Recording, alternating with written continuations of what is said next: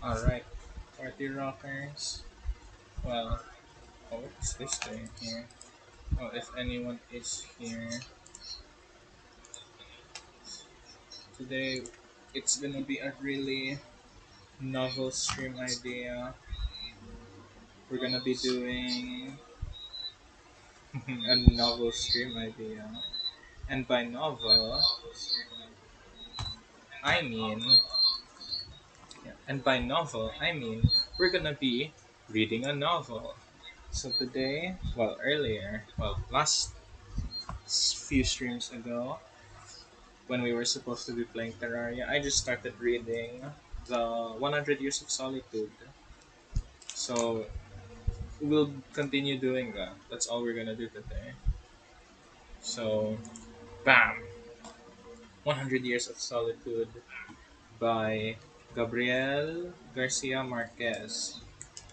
And I don't know where we last left off, so I'm gonna start again at the paragraph, or the most recent paragraph there.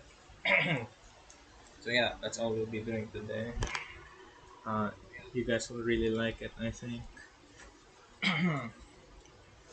That spirit of social initiative disappeared in a short time, pulled away by the fervor of madness, the astronomical calculations, the dreams of transmutation, and the urge to discover the world, the wonders of the world. From a clean and active man, Jose Arcadio Buendia changed into a lazy man in appearance, careless in his dress, with a wild beard that Ursula managed to trim with a great effort and a kitchen knife. But there were many who considered him the victim of some strange spell.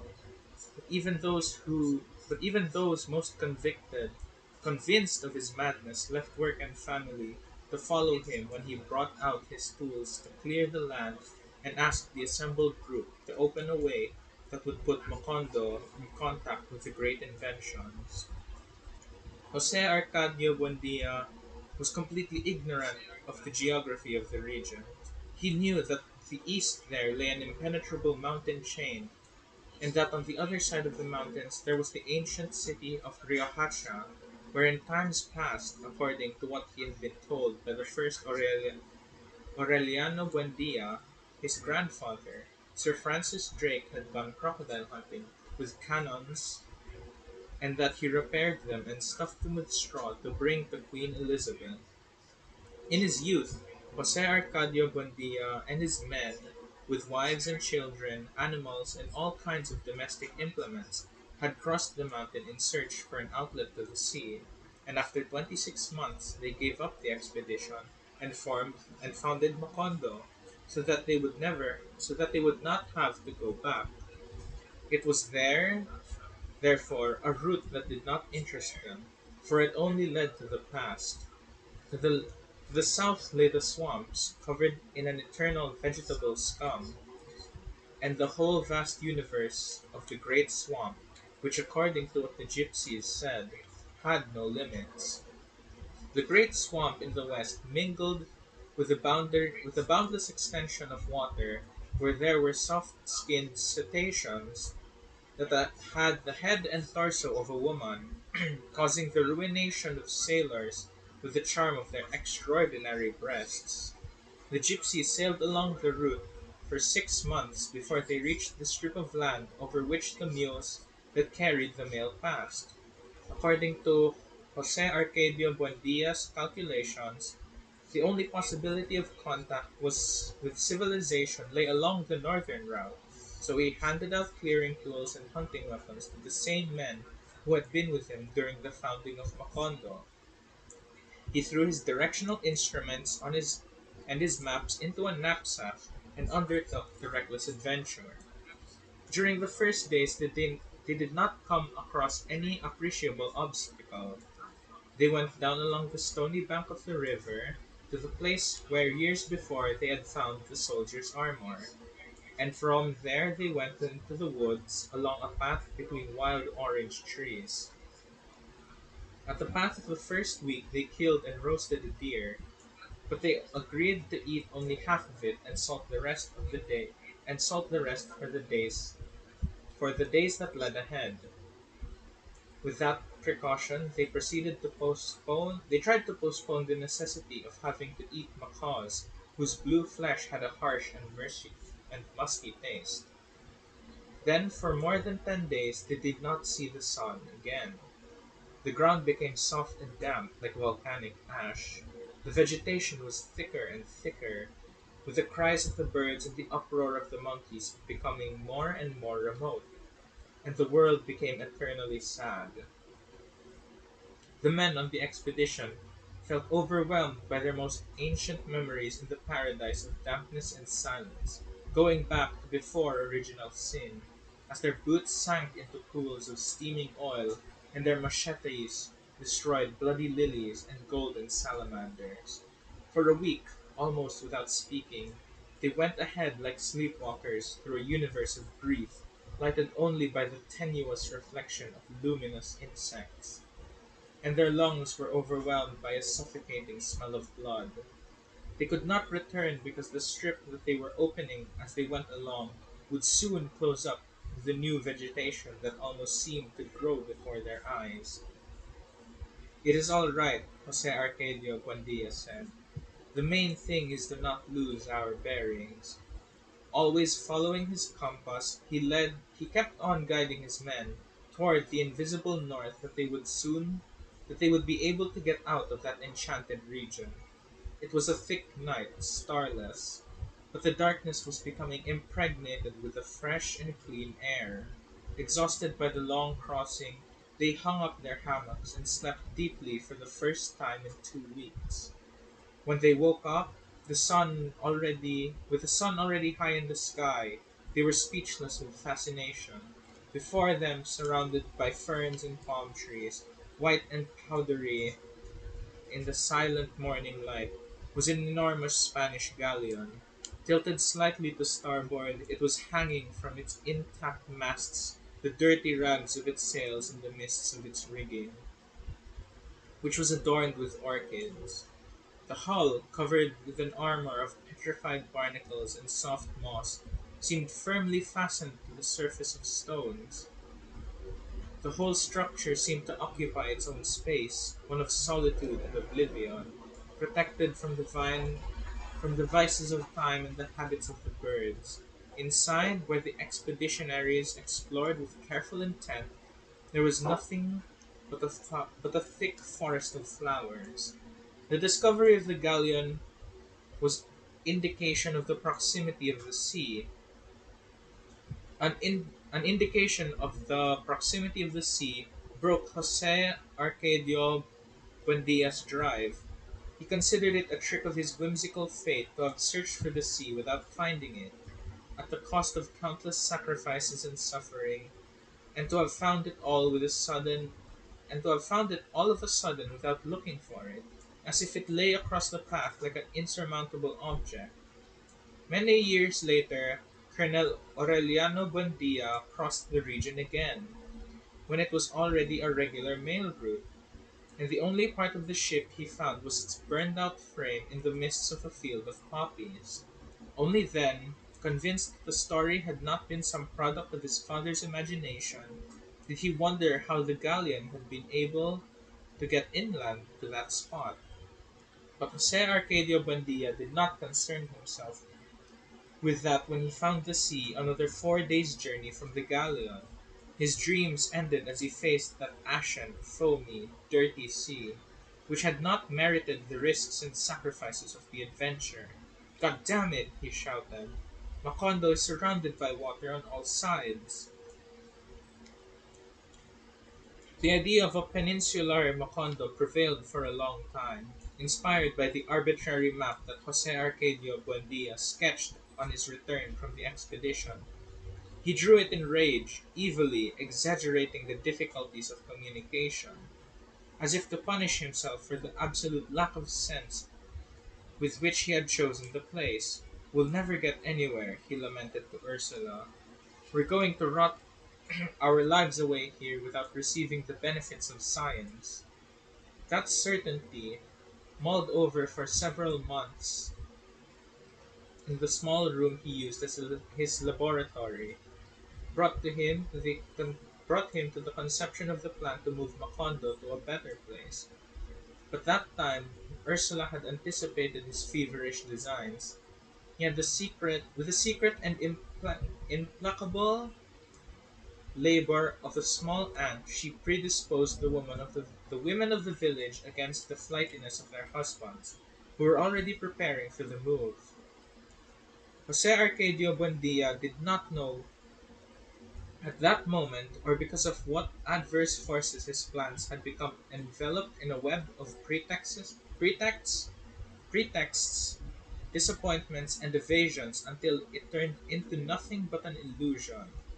Ursula watched him with innocent attention and even felt some pity for him on the morning when she found him in the back of a room in the back room muttering about his plans for moving as he placed his laboratory pieces in their original boxes.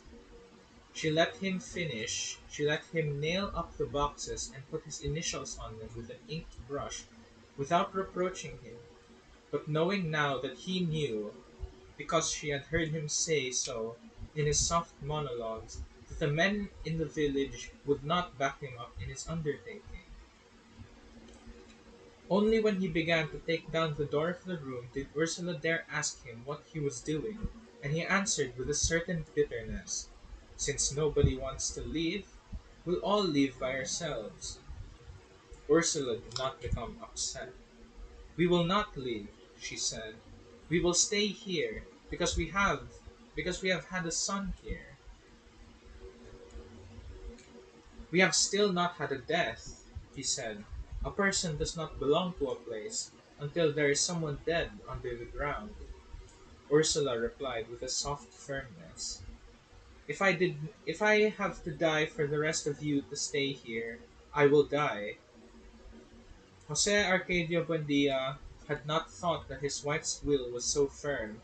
He tried to seduce her with the charm of his fantasy, with the promise of a prodigious world where one had to do was sprinkle some magic liquid on the ground, and all the plants would bear fruit, wherever a man wished, and where all manner of instruments against pain were sold at bargain prices. But Ursula was insensible to his clairvoyance. "Instead of going around thinking about your crazy inventions, you should be worrying about your sons," she replied. "Look at the state they're in, running wild just like donkeys." Um, okay, my kids are-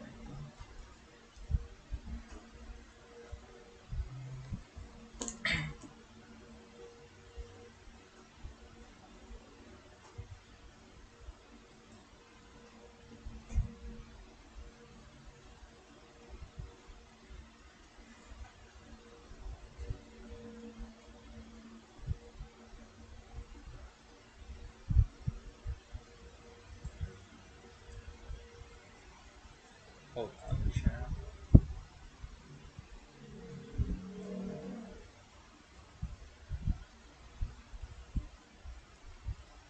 Mabuti bakit ka na?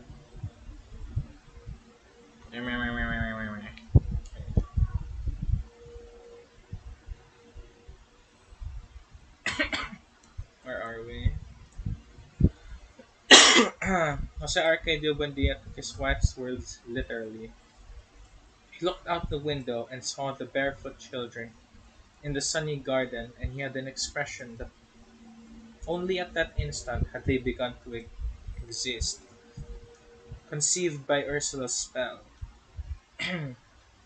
Something occurred inside of him then, something mysterious and definitive that uprooted him from his own time and carried him adrift to an unexplored region of his memory. While Ursula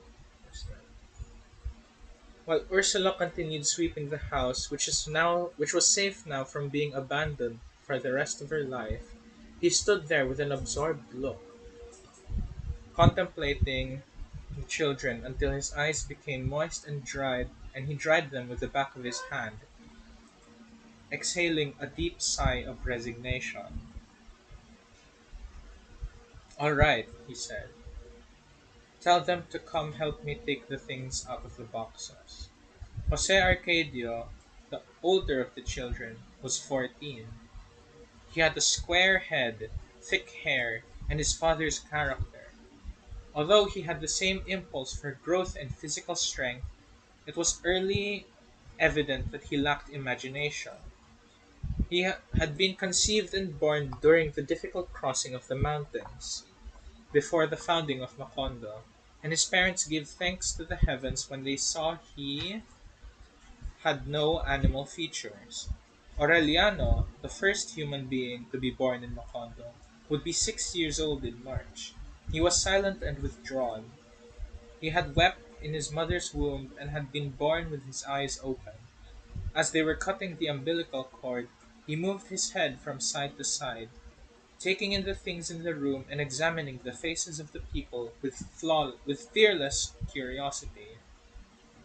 Then, indifferent to those who came close to look at him, he kept his attention concentrated on the palm roof, which looked at it as if it were about to collapse under the tremendous pressure of the rain. Ursula did not remember the intensity of that look again, until one day when little Aureliano, at the age of 3, went into the kitchen at the moment she was taking a pot of boiling soup from the stove and putting it on the table.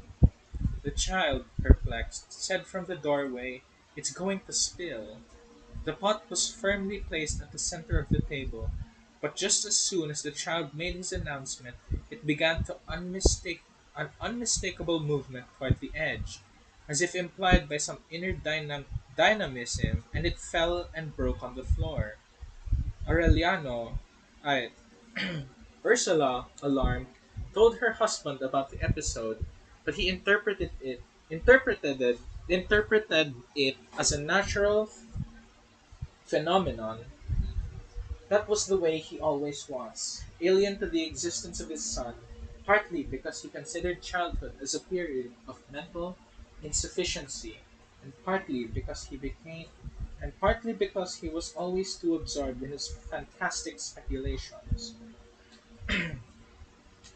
But since the afternoon, when he called the children in to help him unpack the things in his library, in his laboratory, he gave them the best hours. In a small separate room where the walls were gradually being covered by strange maps and fabulous drawings, he taught them to read and write and do sums, and spoke to them about the wonders of the world, not only where his learning had extended, but forcing the limits of his imagination to extremes.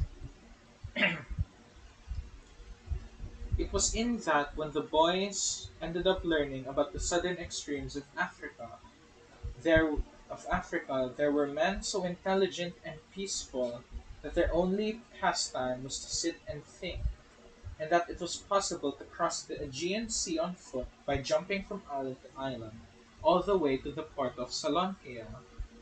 Those hallucinating sessions remained printed on the memories of the boys in such a way that many years later, a second before the regular army officer gave the firing squad the command to fire, Colonel Aureliano Buendia saw once more that warm March afternoon on which his father had interrupted the lesson in physics and stood fascinated, with his hand in the air and his eyes motionless, listening to the distant pipes, drums, and jingles of gypsies who were coming to the village once more, announcing the latest and most startling discovery of the sages of Memphis.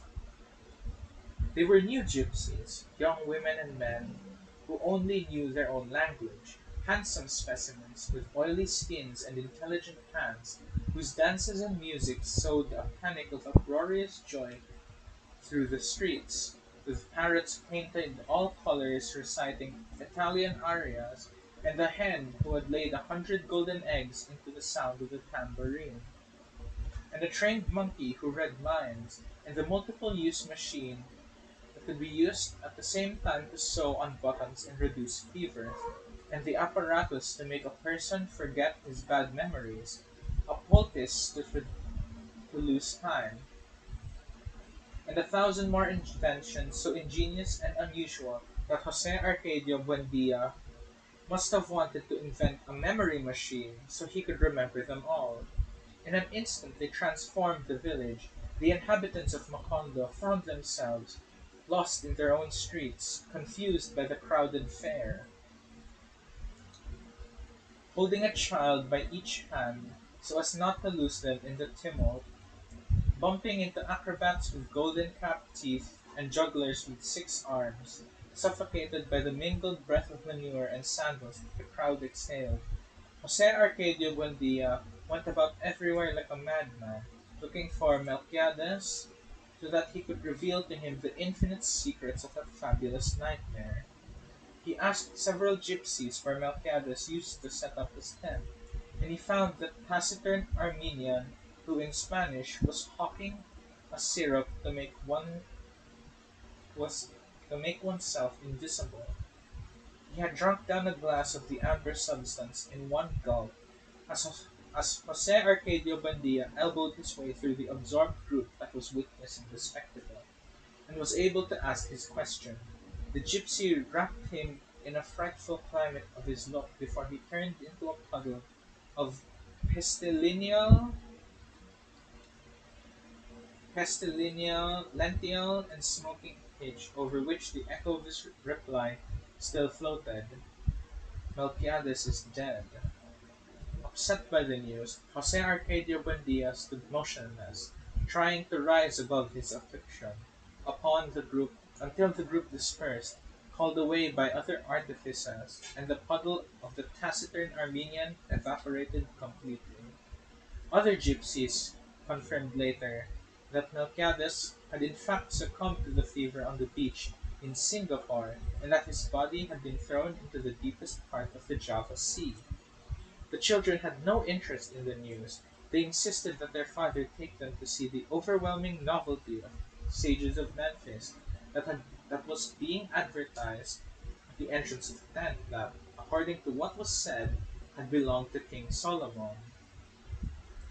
They insisted so much that Jose Arcadio Buendia paid the 30 reals and led them into the center of the tent, where there was a giant with a hairy torso and a shaved head, with a copper ring in his nose and a heavy iron chain on his ankle, watching over a pirate chest. When it was opened by the giant, the chest gave off a glacial exhalation. Inside there was only an enormous transparent block with infinite internal needles in which the light of the sunset was broken up into colored stars. Disconcerted, knowing that the children were waiting for an immediate explanation, Jose Arcadio Buendia ventured a murmur. It's the largest diamond in the world. No, the gypsy countered. It's ice. Jose Arcadio Buendia, without understanding, stretched out his hand toward the cake, but the giant moved it away. 5 reals more to touch it, he said. Jose Arcadio Buendia paid them and put his hand on the ice and held it there for several minutes as his heart filled with fear and jubilation at the contact with mystery. Without knowing what he said, he paid 10 reals more so that his sons could have that prodigious experience. Little Jose Arcadio refused to touch it. Aureliano, on the other hand, took a step forward and put his hand on it, withdrawing it immediately. "It's boiling!" he exclaimed, startled. But his father paid no attention to him. Intoxicated by the evidence of a miracle, he forgot at that moment about the frustration of his delirious undertaking, and Melquiades' body, abandoned by the appetite of the squids.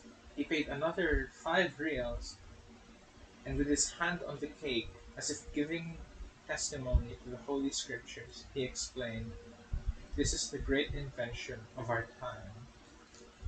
Shit. Okay, hold on. I will get water to drink.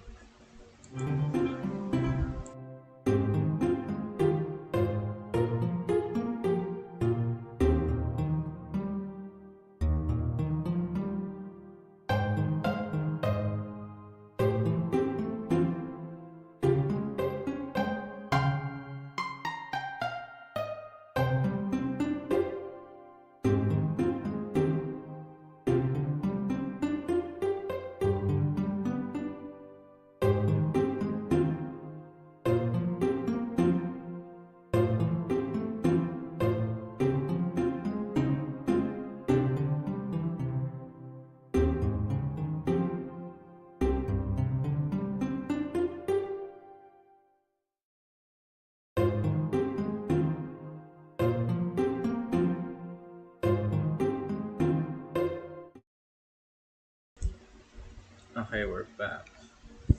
Let's go. Yeah. Since I have the water bottle with me now, I don't have to take really long breaks when I do this. When the pirate Francis Drake attacked Riojaca in the 16th century, Ursula's Iguaran's great great grandmother became so frightened with the ringing of alarm bells and the firing of cannons that she lost control of her nerves and sat down on a lighted stove. The burns changed her into a useless wife for the rest of her days. She could only sit on one side, cushioned with pillows, or something strange must have happened to her way of walking, for she never walked again in public. She gave up all kinds of social activity, obsessed by the notion that her body gave off a singed odor. Dawn would find her in the courtyard, for she did not dare fall asleep lest she dream of the English and their ferocious attack dogs as they came through the windows of her bedrooms to submit her to shameful tortures of her with their iron red hot irons. Her husband, an Aragonese merchant by whom she had two children, spent the half the value of his store on medicines and pastimes in an attempt to alleviate her terror. Finally, he sold the business and took the family to live far from the sea in a settlement of peaceful Indians located in the foothills, where he built his wife a bedroom without windows so that the pirates of her dreams have no way to get in. In that hidden village there was a native-born tobacco planter. The first Aureliano Buendia had exterminated the jaguars in the regions, pierced his throat. That night, as they held awake over the corpse in a cockpit, Jose Arcadio Buendia went into the bedroom as his wife was putting on her chastity pants. Pointing a spear at her, he ordered, "Take them off." Ursula had no doubt about her husband's decisions. "You'll be responsible for what happened," she muttered. Jose Arcadio Buendia stuck the spear into the dirt floor. "If you bear iguanas, we'll raise iguanas. But there'll be no more killings in this town because of you."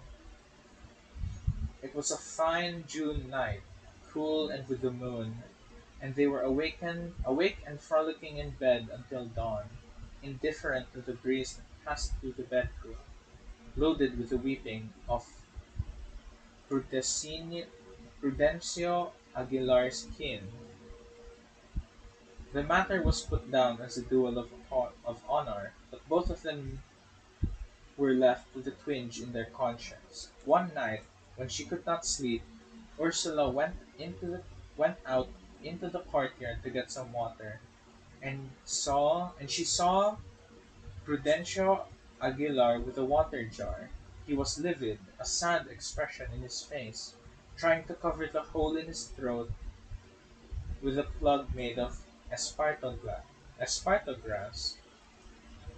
It did not bring it did not bring on fear in her, but pity.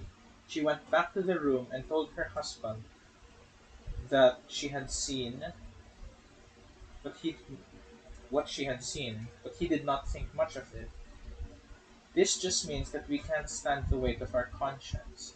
2 nights later, Ursula saw Prudencio Aguilar again in the bathroom, using the esparto plug to wash the clotted blood in his throat. On another night, she saw him strolling in the rain. Jose Arcadio Buendia, annoyed by his wife's hallucinations, went out into the courtyard armed with a spear. There was a dead man with his sad expression. "You go to hell," Jose Arcadio Buendia shouted at him. "Just as many times as you come back, I'll kill you again." Prudencio Aguilar did not go away, nor did Jose Arcadio Buendia throw the spear. He never slept well after that. He was tormented by the immense desolation with which the dead man had looked at him through the rain, his deep nostalgia as he yearned for living people, the anxiety with which He searched through the house looking for some water with to soak his Esparto club. "He must be suffering a great deal," he said to Ursula. "You can see that he's so very lonely." She was so moved that the next time she saw the dead man uncovering the pots of the stove, she understood what he was looking for, and from then on she placed water jugs all about the house. One night, when he found him washing his wound in his room, Jose Arcadio Buendia could no longer resist. "It's all right, Prudencio," he told him. "We're going to leave this town, just as far away as we go, and we'll never go back. And we'll never come back. Go in peace now." That was how they undertook the crossing of the mountains. Several friends of Jose Arcadio Buendia, young men like him, excited by the adventure, dismantled their houses and packed up, along with their wives and children, to head toward the land that no one had promised them.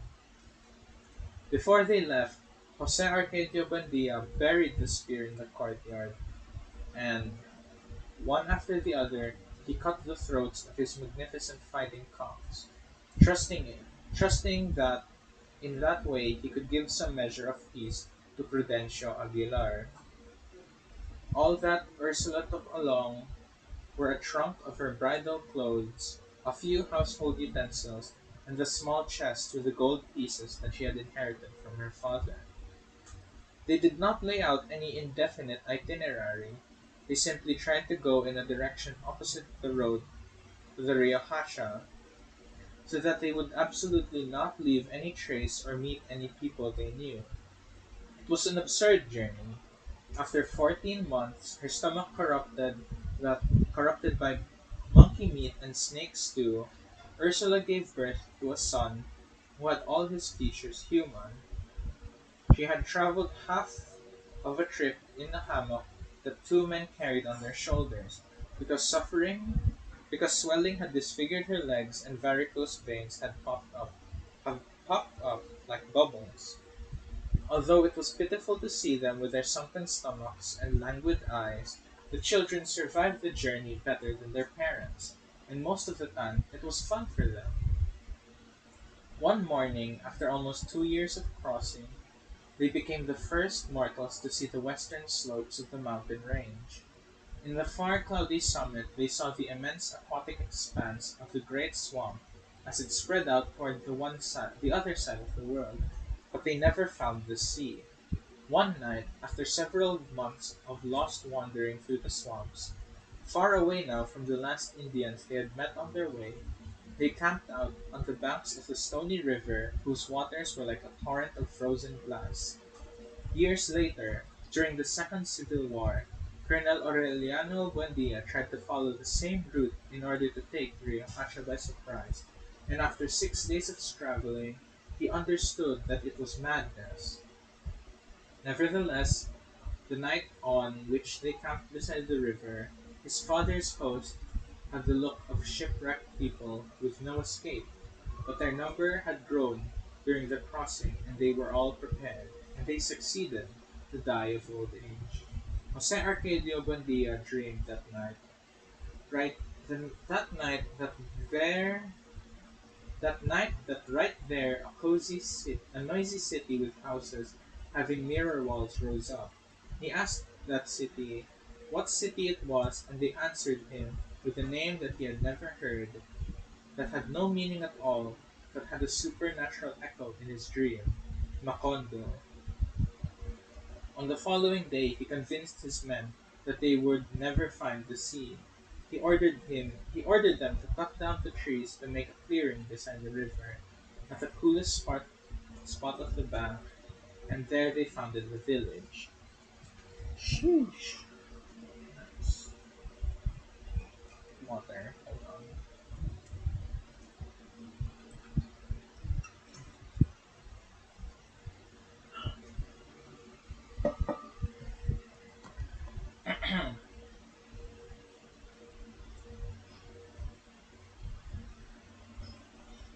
Oops. Arcadio Buendia did not succeed in deciphering the dream of houses with mirror walls until the day he discovered ice. There he thought he understood its deep meaning. He thought that in the near future there would be they would be able to manufacture blocks of ice on a large scale from such a common material as water, and with them build the new houses of the village. Macondo would no longer be a burning place, where the hinges and doors twisted in the heat, but they would be changed into a wintry city.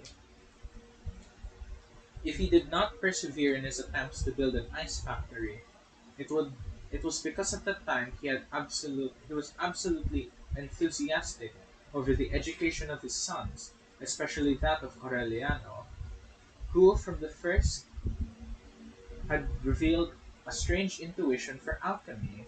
The laboratory had been dusted off, reviewing Melchiades' notes, sincere now, without the exaltation of novelty. In prolonged and patient sessions they had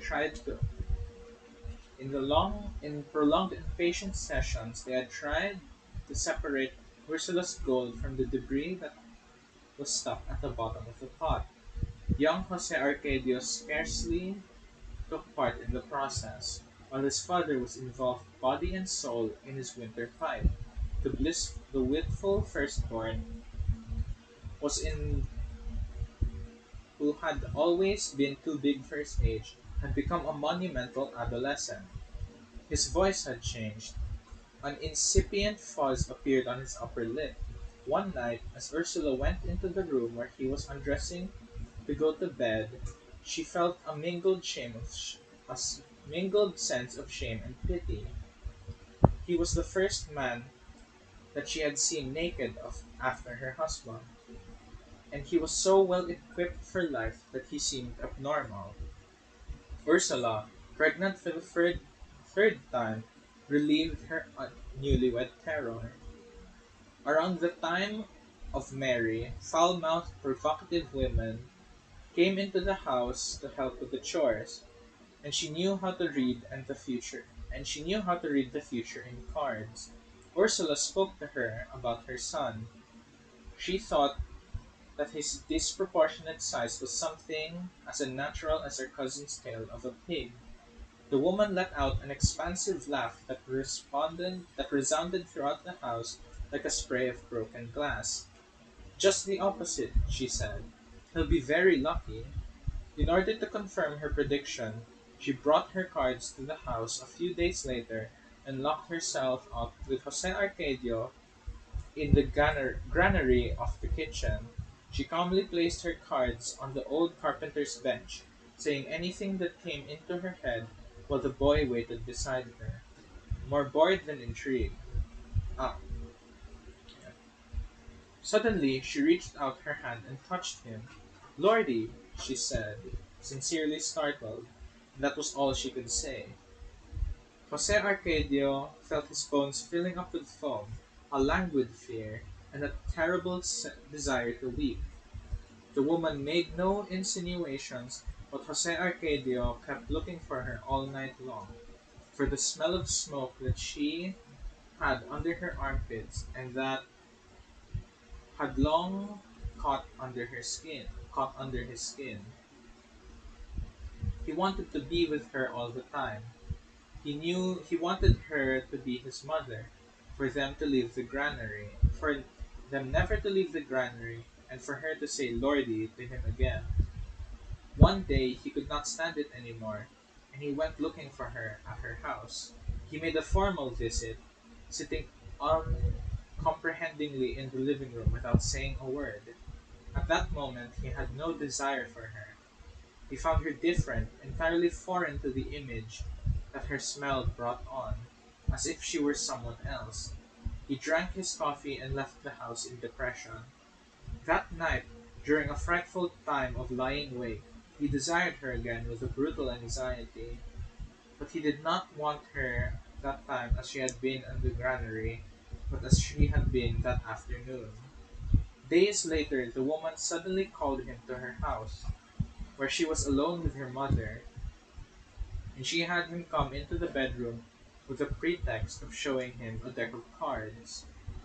There she touched him with such freedom that he suffered a delusion after the initial shudder, and he felt more fear than pleasure. She asked him to come and see her that night.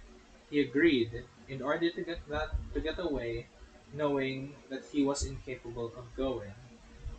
But that night, in his burning bed, he understood that he had to go see her, even if he were not capable. He got dressed by feel, listening in the dark to his brother's calm breathing, the dry cough of his father in the next room, the asthma of the hens in the courtyard, the buzz of the mosquitoes, the beating of his heart, and the inordinate bustle of the world that he had not noticed until then. And he went out into the sleeping street.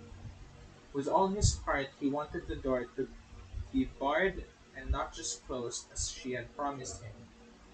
But it was open.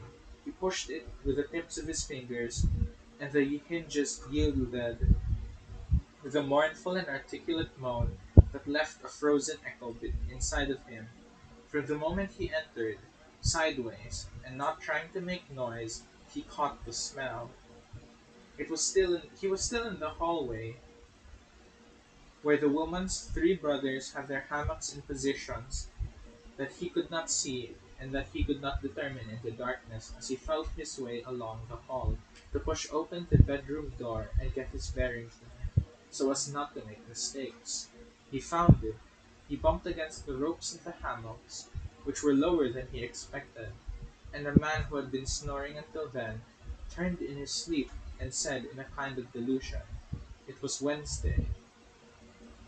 When he pushed open the bedroom door, he could not prevent it from scraping against the uneven floor. Suddenly, in the absolute darkness, he understood with a hopeless nostalgia that he was completely disoriented. Sleeping in the narrow room where the mother, another daughter with her husband and two children, and the woman, who may not have been there, he could have guided himself by the smell, if the smell had not been all over the house, so devious and at the same time so definite as it had always been on his skin.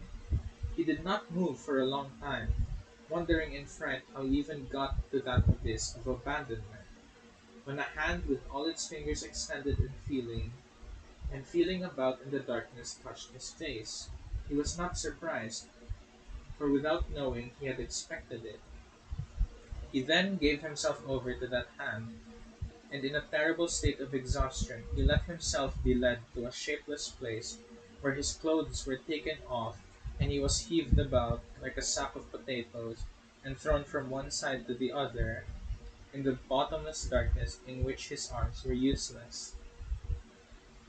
Where it no longer smelled of woman but of ammonia, and where he tried to remember her face and found before him the face of Ursula, confusedly aware that he was doing something that for a very long time he wanted to do, but that he had imagined could really never be done, not knowing that he was doing because he did not know where his hand or his feet were, or where his head was, or whose feet or whose head, and feeling that he could no longer resist the glacial rumbling of his kidneys and the air in his intestines, the fear and the bewildered anxiety to flee and at the same time stay forever in that exasperated silence and that fearful solitude. More names. Alright. Her name was Pilar Ternera. She had been part of the exodus that ended with the founding of Macondo, dragged along by her family in order to separate her from the man who had raped her at 14 and had continued to love her until she was 22, but who never made up his mind to make the situation public because he was a man apart. He promised to follow her to the ends of the earth, but only later on, when he put his affairs in order and she had become tired of waiting for him, always identifying him with the tall and short, blonde and brunette men that her cards promised from land and sea within 3 days, 3 months, or 3 years. With her waiting she had lost the strength of her thighs, the firmness of her breasts, her habit of tenderness, but she kept the madness of her heart intact. Maddened by that prodigious plaything, Jose Arcadio followed her path every night through the labyrinth of the room. On a certain occasion he found the door barred. He knocked several times, knowing that if he had the boldness to knock the first time, he would have had to knock until the last. And after an interminable wait, she opened the door for him. During the day, laying down to dream, he would secretly enjoy the memories of the night before. But when she came into the house, merry, indifferent, chatting, he did not have to make any effort to hide his tension, because that woman, whose explosive laugh frightened the doves, had nothing to do with the invisible power that taught him how to breathe from within and control his heartbeats, and that had permitted him to understand why men are afraid of death. He was so wrapped up in himself that he could not even understand the joy of everyone when his father and his brother aroused the household with the news that they had succeeded in penetrating metallic debris and had separated Ursula's gold. They had succeeded, as a matter of fact, after putting in complicated and persevering days at it. Ursula was happy, and she even gave thanks to God for the invention of alchemy, while the people of the village crushed into the laboratory, and they served him guava jelly or crackers to celebrate the wonder, and Jose Arcadio Buendia let them see the crucible of the recovered gold, as if he had just invented it. Showing it around, he ended up in front of his older son, who during the past few days had barely put in an appearance in the laboratory. He put the dry and yellowish mass in front of his eyes and asked him, "What does it look like to you?" Jose Arcadio answered sincerely, "Like dog shit." His father gave him a blow on the back of his hand that brought out blood and tears. That night, Pilar Ternera put arnica arnica compresses on the swelling, feeling about for a bottle and cotton in the dark, and she did everything she wanted with him as long as it did not bother him, making an effort to love him without hurting him. They reached such a state of intimacy that later, without realizing it, they were already whispering to each other. "I want to be alone with you," he said. "One of these days, I'm going to tell everybody and we can stop all of this sneaking around." She did not try to calm him down. "That would be fine," she said. "If we're alone, we'll leave the lamp lighted so that we could see each other, and I can holler as much as I want without anybody's having to butt in, and you can whisper in my ear any crap you think of." That conversation, the biting rancor that he felt against his father, and the immense possibility of wild loves inspired the serene courage in him. In a spontaneous way, without any preparation, he told everything to his brother. At first, young Aureliano understood only the risk, the immense possibility of danger that his brother's adventures implied, and he could not understand the fascination of the object. Little by little, he became contaminated with the anxiety. He wondered about the details of the dangers. He identified himself with the suffering and enjoyment of his brother. He felt frightened and happy.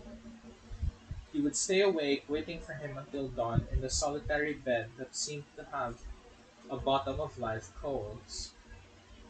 And they would keep on talking until it was time to get up, so that both of them soon suffered from the same drowsiness, felt the same lack of interest in alchemy and the wisdom of their father, and they took refuge in solitude. "Those kids are out of their heads," Ursula said. "They must have worms." She prepared a repugnant potion that would make made out of mashed worm seed, which they both drank with unforeseen stoicism, and they sat down at the same time with their pots 11 times in the single day, expelling some rose-colored parasites that they showed to everybody with a great jubilation, for it allowed them to deceive Ursula as to the origin of their distractions and drowsiness. Aureliano not only understood by then, he also lived his brother's experiences as something of his own. For on one occasion, when the latter was explaining in great detail, the mechanisms of love, he interrupted him to ask, "What does it feel like?" Jose Arcadio gave an immediate reply. "It's like an earthquake." One January Thursday at 2 o'clock in the morning, Amaranta was born. Before anyone came in the room, Ursula examined her carefully. She was light and watery, like a newt, but all of her parts were human. Aureliano did not notice the new thing except when the house became full of people. Protected by the confusion, he went off in search of his brother, who had not been in bed since 11 o'clock, and it was such an impulsive decision that he could not even have time to ask himself how he could get him out of Pilar Tereno's bedroom. He circled the house for hours, whistling private calls until the proximity of dawn forced him to go home. In his mother's room, playing with the newborn little sister, and with a face that drooped with innocence, he found Jose Arcadio. Ursula was barely over her 40 days' rest when the gypsies returned. They were the same acrobats and jugglers that had brought the ice. Unlike, unlike Melquiades' tribe, they had shown very quickly that they were not heralds of progress, but purveyors of amusement. Even though they brought the ice, they did not advertise it for its usefulness in the life of man, but as a simple circus curiosity. This time, along with many other artifices, they brought a flying carpet, but they did not offer it as a fundamental contribution to the development of transport, rather as an object of recreation. The people at once dug up the last gold pieces to take advantage of a quick flight over the houses of the village. Protected by the delightful cover of collective disorder, Jose Arcadio and Pilar passed many relaxing hours. They were two happy lovers among the crowd, and they even came to suspect that love could be a feeling that was more relaxing and deep than the happiness, wild but momentary, of their secret nights. Pilar, however, broke the spell. Stimulated by the enthusiasm that Jose Arcadia showed in her companionship, she confused the form and occasion, and all of a sudden she threw the whole world on top of him. "Now you really are a man," she told him. But since he did not understand what she meant, she spelled it out to him. "You are going to be a father." Shit. Jose Arcadio did not dare leave the house for several days. It was enough for him to hear the rocking laughter of Pilar in the kitchen to run and take refuge in the laboratory, where the artifacts of alchemy were alive again with Ursula's blessing. Jose Arcadio Buendia received his errant son with joy and initiated in him the search for a philosopher's stone, which he had finally undertaken. One afternoon the boys grew enthusiastic over the flying carpet that went swiftly by the laboratory at window level, carrying the gypsy who was driving it and several children from the village who were merrily waving their hands. But Jose Arcadio Buendia did not even look at it. "Let them dream," he said. "We'll do better than flying. We'll do better flying than they are doing it, and with more scientific resources than a miserable bedspread." In spite of his feigned interest, Jose Arcadio never understood the power of the philosopher's egg, which to him looked like a poorly blown bottle. He did not succeed in escaping from his worries. He lost his appetite and he could not sleep. He fell into an ill humor, the same as his father's, over the failure of his undertakings. And such was his upset that Jose Arcadio Buendia finally relived him relieved him of his duties in the laboratory, thinking that he had taken alchemy too much to heart. Aureliano, of course, understood that his brother's affliction did not have its source in the search for the Philosopher's Stone, but he could not get into his confidence. He had lost his former spontaneity. From an accomplice in the communicative person, he had become withdrawn and hostile. Anxious for solitude, bitten by the virulent rancor against the world, one night he left his bed as usual, but he did not go to Pilar Ternera's house, but to mingle in the tumult of the fair. He wandered about he wandered about among all kinds of contraptions without becoming interested in any of them. He spotted something that was not part of it all. A very young gypsy girl, almost a child, who was weighed down by beads and was the most beautiful woman that Jose Arcadio had ever seen in his life. She was in the crowd and was witnessing a sad spectacle of a man who had turned into a snake for having disobeyed his parents. Jose Arcadio paid no attention while the sad interrogation of the snake man was taking place. He made his way through the crowd up to the first row where the gypsy girl was, and he stopped beside her. He pressed against her back. The girl tried to separate herself, but Jose Arcadio pressed more strongly against her back. Then she felt him. She remained motionless against him, trembling with surprise and fear, unable to believe the evidence, and finally she turned her head and looked at him with a great smile, with a tremulous smile. At that instant, two gypsies put the snake man in his cage and carried him into the tent. The gypsy who was conducting the show announced, "And now, ladies and gentlemen, we are going to show the terrible test of a woman who must have her head chopped off every night at this time for 150 years as punishment for having seen what she should not have." Jose Arcadio and the gypsy girl did not witness the decapitation. They went to her tent, where they kissed each other at a desperate anxiety while they took off their clothes.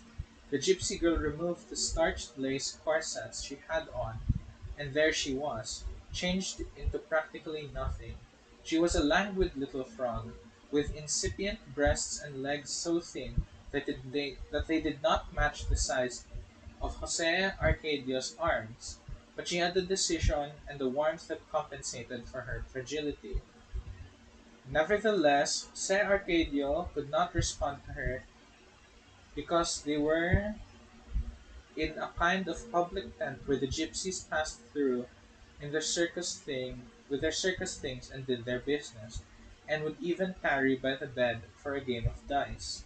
The lamp hanging from the center pole lighted the whole place up. During a pause in the caresses, Jose Arcadio stretched out naked on the bed without knowing what to do, while the girl tried to inspire him. The gypsy woman with splendid flesh came in a short time after, accompanied by a man who was not of the caravan, but was not of the village either, and they both began to undress in front of the bed. Without meaning to, the woman looked at Jose Arcadio and examined his magnificent animal in response to a pathetic kind of fervor. "My boy," she exclaimed, "may God preserve you just as you are." Jose Arcadio's companion asked them to leave them alone, and the couple lay down on the ground, close to the bed. The passion of the others woke up Jose Arcadio's fervor. On first contact, the bones of the girl seemed to become disjointed by the disorderly crunch, like the sound of dominoes, and her skin broke out into a pale sweat, and her eyes filled with tears as her whole body exhaled a lugub- eh, lugubur- lugubrious lament and the faint smell of mud. And she bore the impact with a firmness of character and a bravery that were admirable. Jose Arcadio felt himself lifted up into the air toward a state of seraphic inspiration.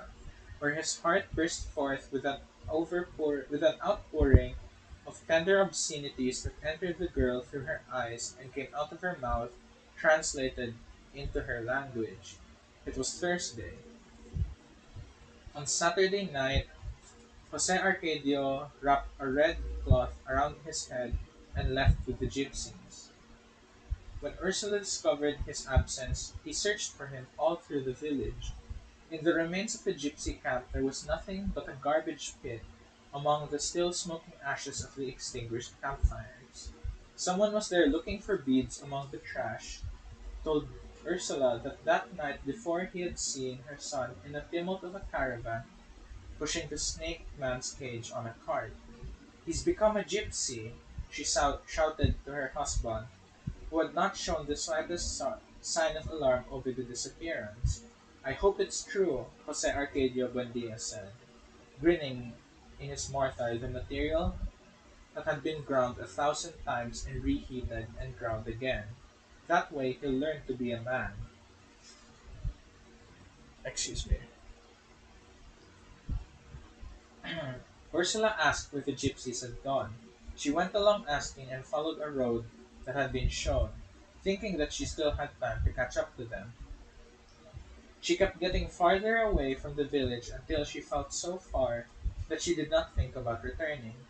Jose Arcadio Buendia did not discover that his wife was missing until 8 o'clock at night, when he left the material warming in the bed of manure, and he went to see what was wrong with little Amaranta, who was getting hoarse from crying. In a few hours he gathered a group of well-equipped men, put Amaranta on the hands of the woman who offered to nurse her, and was lost in invisible paths in pursuit of Ursula.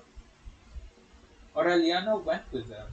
Some Indian fishermen, whose language he could not understand, told them with signs that they had not seen anyone pass. After 3 days of useless searching, they returned to the village. For several weeks, Arcadio Buendia let himself be overcome by consternation.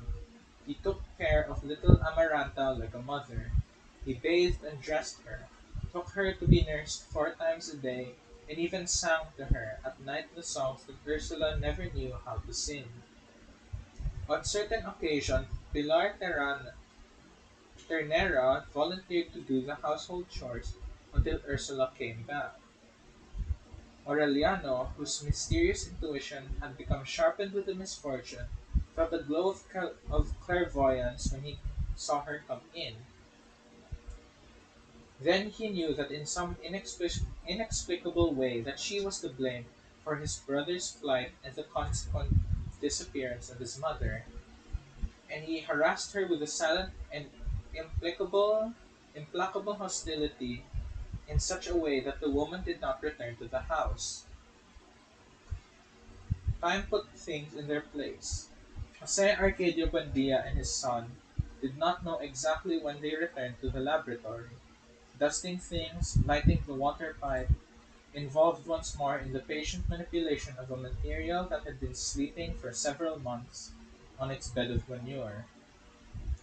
Even Amaranta, lying in the wicker basket, observed with curiosity the absorbing work of her father and brother in a small room where the air was rarefied by mercury vapors. On certain occasion, months after Ursula's departure, strange things began to happen. An empty flask that had been forgotten in a cupboard in the cupboard for a long time became so heavy that it could not be moved. A pan of water on the work table boiled without any water under it for a half hour until it completely evaporated. Jose Arcadio Buendia and his son observed those phenomena with a startled excitement, unable to explain them but interpreting them as predictions of the material. One day, Amaranta's basket began to move by itself and made a complete turn about the room, to the consternation of Aureliano, who hurried to stop it. But his father did not get upset. He put the basket in its place and tied it to the leg of a table, convinced that it was a long-awaited event was imminent. It was on that occasion that Aureliano heard him say, if you don't fear God, fear him through the metals. Suddenly, almost 5 months after her disappearance, Ursula came back. She arrived exalted, rejuvenated, with new clothes in a style that was unknown in the village. Jose Arcadio Buendia could barely stand up the impact under the impact. That was it, he shouted. I knew it was going to happen. He really believed it. For during his prolonged imprisonment, as he manipulated the material, he begged in the depth of his heart that the longed for miracle should not only be the discoverer of the philosophy stone, or the freeing of the breath that makes metals live, or the faculty to convert the hinges and locks of the house to gold, but just what had happened, Ursula's return. But she did not share his excitement. She gave him a conventional kiss, as if she had only been away for an hour, and she looked at him. Looked out the door. Jose Arcadio Buendia took a long time to get out of his perplexity when he went out into the street and saw the crowd. They were not gypsies. They were men and women like him, with straight hair and dark skin, who spoke the same language and complained of the same pains. They had mules loaded down with things to eat, ox carts with furniture and domestic utensils, pure and simple earthly accessories put on sale without any fuss by peddlers of everyday reality. They came from the other side of the swamp, only 2 days away, where there were towns that received mail every month of the year, where they were familiar with the implements of good living. Ursula had not caught up with the gypsies, but she had found the route that her husband had been unable to discover in his frustrated search for the great inventions. Whew! Hold on. Let me drink more water. A lot of reading, but this is good. Mm, it's good reading. Mm.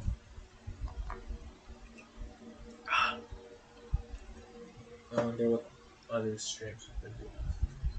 Baking streams. But I'd rather let you just keep reading, you know? Since he can't watch the streams as of now, might as well just keep reading. Pilar Terrera's son was brought into his grandparents' house 2 weeks after he was born. Ursula him admitted him grudgingly, conquered once more by the obstinacy of her husband, who could not tolerate the idea that an offshoot of his blood should be adrift. But he imposed the condition that the child should never know his true identity. Although he was given the name Jose Arcadio, they ended up calling him simply Arcadio so as to avoid confusion. At that time there was so much activity in the town and so much bustle in the house that the care of the children was relegated to a secondary level. They were put in the care of Visitacion, a Guajiro Indian woman who had arrived in town with a brother in flight from the plague of insomnia that had been scourging their tribe for several years. They were both so docile and willing to help that Ursula took them on to help her with her household chores. That was how Arcadio and Amaranta came to speak the Guajiro language before Spanish, and they learned to drink lizard broth and eat spider eggs without Ursula knowing, for she was too busy with the promising businesses like candy animals. Macondo had changed. The people who had come with Ursula spread the news of the good quality of its soil and its privileged position with respect to the swamp, so that from the narrow village of past times it changed into an active town with stores and workshops and a permanent commercial route over which the first Arabs arrived with their baggy pants and rings in their ears, swapping glass beads for macaws. Jose Arcadio Buendia did not have a moment to rest. Fascinated by an immediate reality that came to be more fantastic than the vast universe of his imagination, he lost all interest in the alchemist's laboratory. To put the rest of the material that had become attenuated with months of manipulation, and went back to being the enterprising man of earlier days when he decided upon the layout of the streets and the location of new houses so that no one would enjoy privileges that everyone did not have.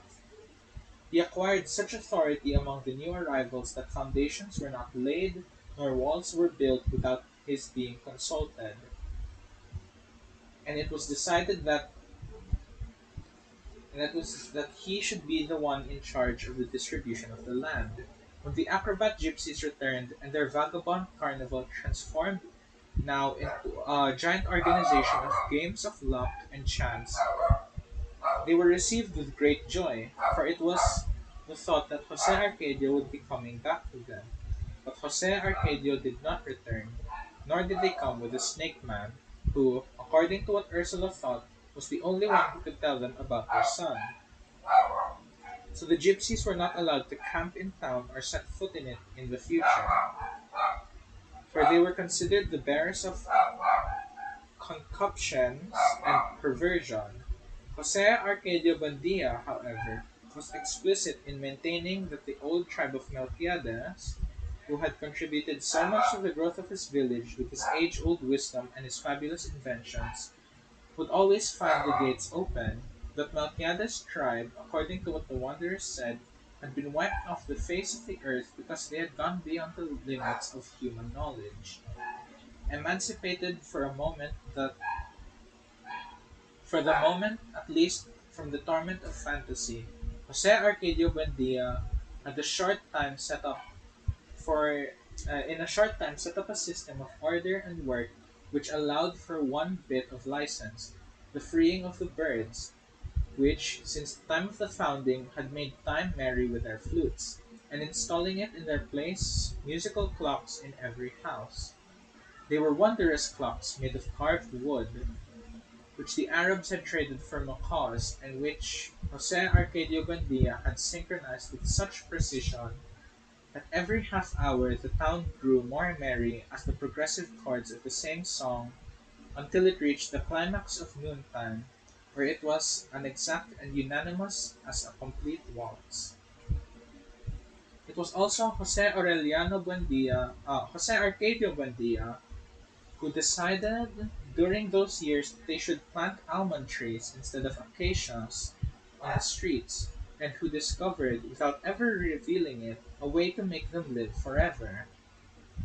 Many years later, when Macondo was a field of wooden houses with zinc roofs, the dusty and old almond trees still stood on the oldest streets, although no one knew who had planted them. While his father was putting down the town in order and his mother was increasing their wealth with their marvelous businesses of candied little roosters and fish, which left the house twice a day strung along sticks of balsa wood, Aureliano spent interminable hours in an abandoned laboratory, learning the art of silverwork by his own experimentation. He had shot up so fast that in the short time the clothing left behind by his brother no longer fit him, and he began to wear his father's. But Visitacion had to sew pleats in the shirt and darts in the pants, because Aureliano had not acquired the corpulence of the others. Adolescence had taken away the softness of his voice and had made him silent and definitely solitary, but on the other hand it had restored the intense expression that he had in his eyes when he was born. He concentrated so much on his experiments in silverwork that he scarcely left the laboratory to eat. Worried over his inner withdrawal, Arcadio Buendia gave him the keys to the house, and with little money, thinking that perhaps he needed a woman. But Aureliano spent the days in the house on muriatic acid to prepare some aqua regia, and he beautified the keys by plating them with gold. His excess were hardly comparable to those of Arcadio and Aramanta, who had already begun to get their second teeth and still went about all day clutching at their Indians' cloaks. Stubbornly stubborn with their decision not to speak Spanish, but the Guajiro language. You shouldn't complain, Ursula told her husband. Children inherit their parents' madness.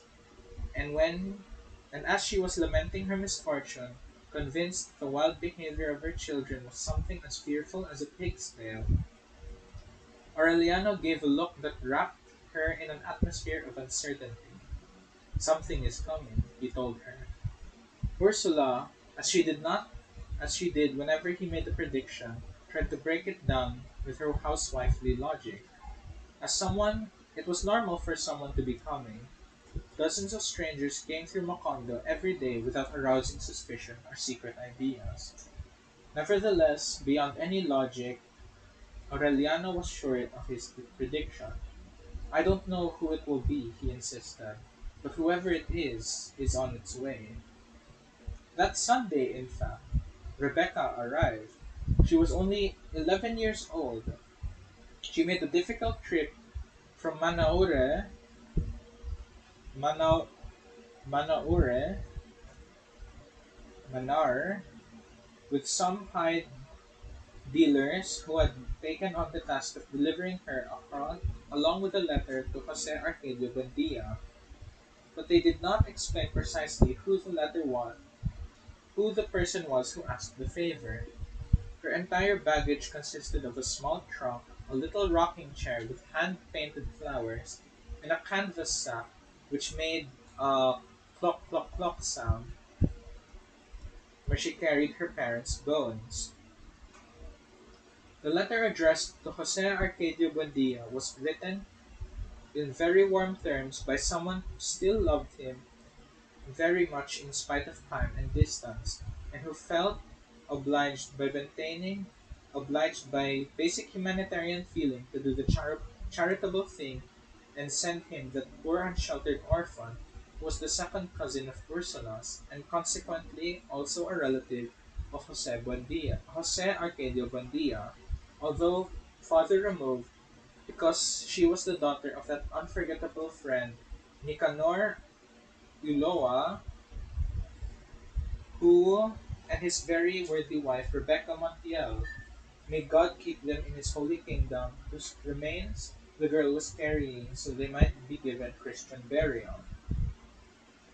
The names mentioned, as well as the signature over the letter, were perfectly legible, but neither Jose Arcadio Buendia nor Ursula remembered having any relatives with those names, nor did they know anyone by the name of the sender of the letter, much less the remote village. It was impossible to obtain any further information from the girl. From the moment she arrived, she had been sitting on her rocker, sucking her finger and observing everyone with large, startled eyes without giving any sign of understanding of what they were asking her. Her diagonally striped dress, that had been dyed black, worn by use, and a pair of scaly patent leather boots. Her hair was held behind her eyes with bows of black ribbon. She wore a scapular with images worn away by sweat, and her face rests and on her right wrist a fang of a carnivorous animal mounted on the back of copper as an amulet against the evil eye. Her greenish skin, stomach, her greenish skin, her stomach, round and tense as a drum, revealed poor health and hunger that were older than she was. And when they gave her something to eat, she kept the plate on her knees without tasting anything. They even began to think that she was a deaf mute until the Indians asked her in their language if she wanted some water, and she moved her eyes as if she recognized them and said yes with her head. They kept her because there was nothing else they could do. They decided to call her Rebecca, which according to the letter was her mother's name, because Aureliano had the patience to read her the names of all the saints, and she did not get a reaction from any one of them. There was no cemetery in Macondo at that time, for no one had died up till then. They kept the bag of bones to wait for a worthy place of burial, and for a long time it got in the way everywhere, and would be found where least expected, always with its clucking of a broody hen. A long time passed before Rebecca became incorporated into the life of the family. She would sit in her small rocker, sucking her finger in the most remote corner of the house. Nothing attracted her attention except for the music of the clocks, which she would look for every half hour with frightened eyes, as if she hoped to find it someplace in the air. Holy shit, this chapter's really long. And not even, oh my god, we're not even close to finishing this book. It's fine.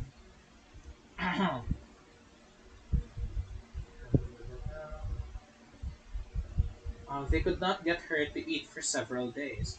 No one understood why she had not died from hunger until the Indians, who were aware of everything, for they went ceaselessly about the day on their stealthy feet, discovered that Rebecca only liked to eat the damp earth of the courtyard and the cake of whitewash that she picked off the walls with her nails. It was obvious that her parents, or whoever raised her, had scolded her for that habit because she did it secretly and with a feeling of guilt, trying to put away supplies that she could eat while no one was watching.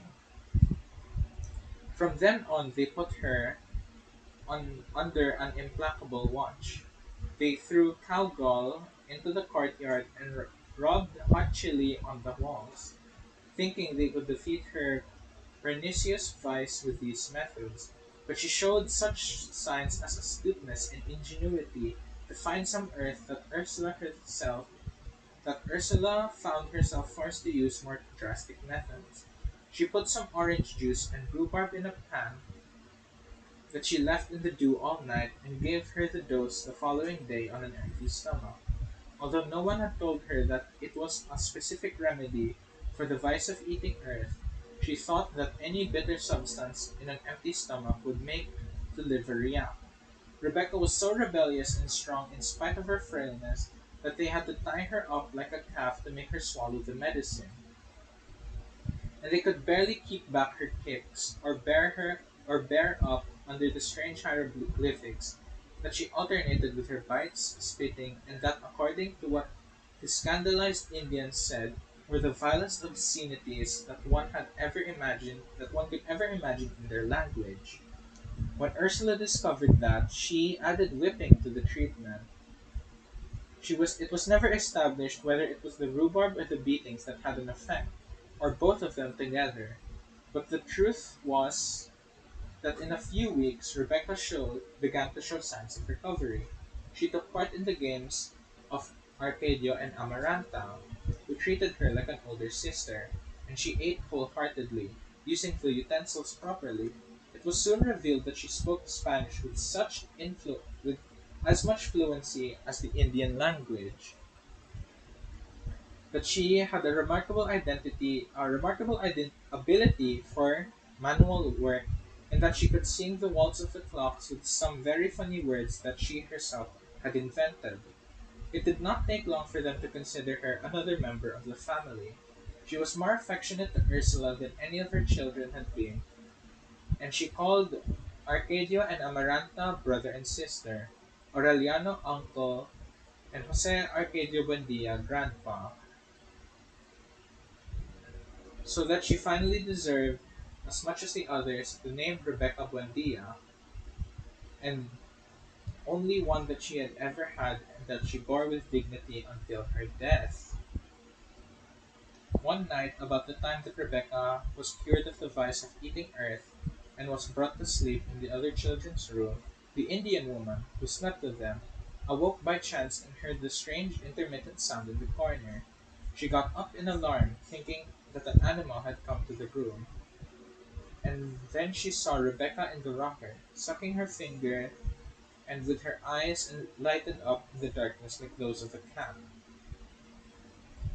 Terrified, exhausted by her fate, Visitacion recognized in those eyes the symptoms of the sickness whose threat had obliged her and her brother to exile themselves forever from the age-old kingdom where they had been prince and princess. It was the insomnia plague. Kataur, the Indian, was gone from the house by morning. His sister stayed because her fatalistic heart told her that the lethal sickness would follow her, no matter what, to the farthest corner of the earth. No one understood Visitacion's alarm. If we don't ever sleep again, so much better, Jose Arcadio Buendia said in good humor. That way we can get more out of life. But the Indian woman explained that the most fearsome part of the sickness of insomnia was not the impossibility of sleeping, for the body did not feel any fatigue at all.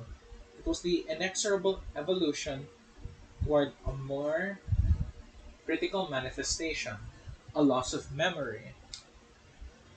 She meant that when the sick person became used to his state of vigil, the recollection of his childhood began to be erased from his memory, then the name and notion of things, and finally the identity of people, and even the awareness of his own being, until he sank into a kind of idiocy that had no past. Jose Arcadio Buendia, dying with laughter, thought it was just a question of one of the many illnesses invented by the Indian superstition. But Ursula, just to be safe, took the precaution of isolating Rebecca from the other children. After several weeks, when Visitacion's terror seemed to have died down, Jose Arcadio Buendia found himself rolling over in bed, unable to sleep, unable to fall asleep. Ursula, who had also awakened, asked him what was wrong. He answered, "I'm thinking about Prudencio Aguilar again." They did not sleep a minute, but the following day they felt so rested that they forgot about the bad night. Aureliano commented with surprise at lunchtime when he felt very well in spite of the fact that he spent the whole night in the laboratory gilding a brooch that he planned to give to Ursula for her birthday. They did not become alarmed until the third day, when no one felt sleepy at bedtime, and they realized they had gone more than 50 hours without sleeping. "The children are awake too," the Indian said, with her fatalistic conviction.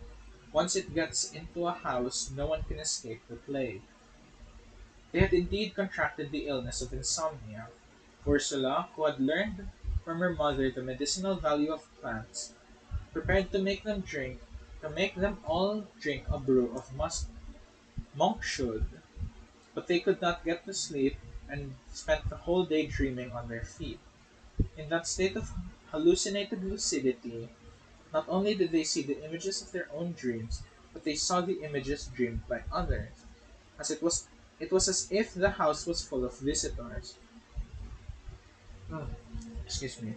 Sitting in her rocker in the corner of the kitchen, Rebecca dreamed that the man who looked very much like her, excuse me, dressed in white linen and his shirt collar loose closed by a gold button, was bringing her a bouquet of roses.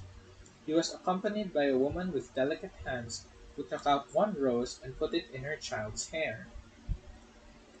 Ursula understood that the man and woman were Rebecca's parents, but even though she made the great effort to recognize them, she confirmed her certainty that she had never seen them. In the meantime, though though an oversight that Jose Arcadio Buendia never gave himself for, the candy animals made in the house were still being sold in the town.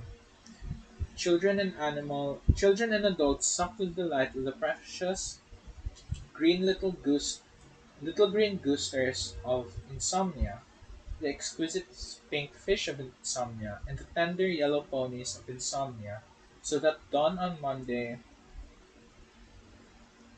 the whole town was awake. No one was alarmed at first. On the contrary, they were happy at not sleeping, because there was so much to do in Macondo in those days that there was barely enough time. They worked so hard that soon there was nothing else to do, and they found at 3 o'clock in the morning with their arms crossed, counting the notes of the waltz on the clock. Those who wanted to sleep, not from fatigue but because of nostalgia of the dreams, tried all kinds of methods for exhausting themselves. They would wander together to converse endlessly, to tell over and over for hours on end the same jokes, to complicate to the limits of exasperation the story about the Capon, which was the endless game in which a narrator asked if they wanted to tell them the story about the Capon, and when they answered yes, the narrator would say that he had not asked them to say yes, but whether they wanted to tell them the story about the Capon, and when they answered no, the narrator told them that he had not asked them to say no, and that they and whether they wanted him to tell them the story about the Capon. And when they remained silent, the narrator told them that he had not asked them to remain silent, but whether they wanted him to tell them the story about the Capon, and no one could leave because the narrator would say that he had not asked them to leave, but whether they wanted to tell them the story about the Capon, and so on and on in a vicious cycle that lasted entire nights. Shit, that's a mouthful. Water time.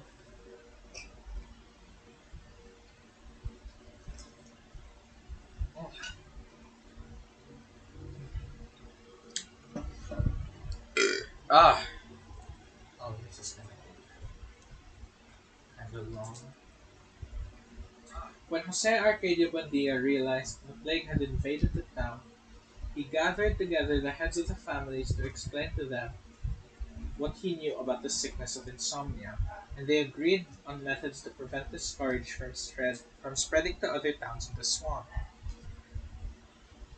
That is why they took off the bells of the goats, the bells that the Arabs had swapped them from a cause, and put them in the entrance of town at the disposal of those who would not listen to the advice and entries of the sentinels and insisted on visiting the town.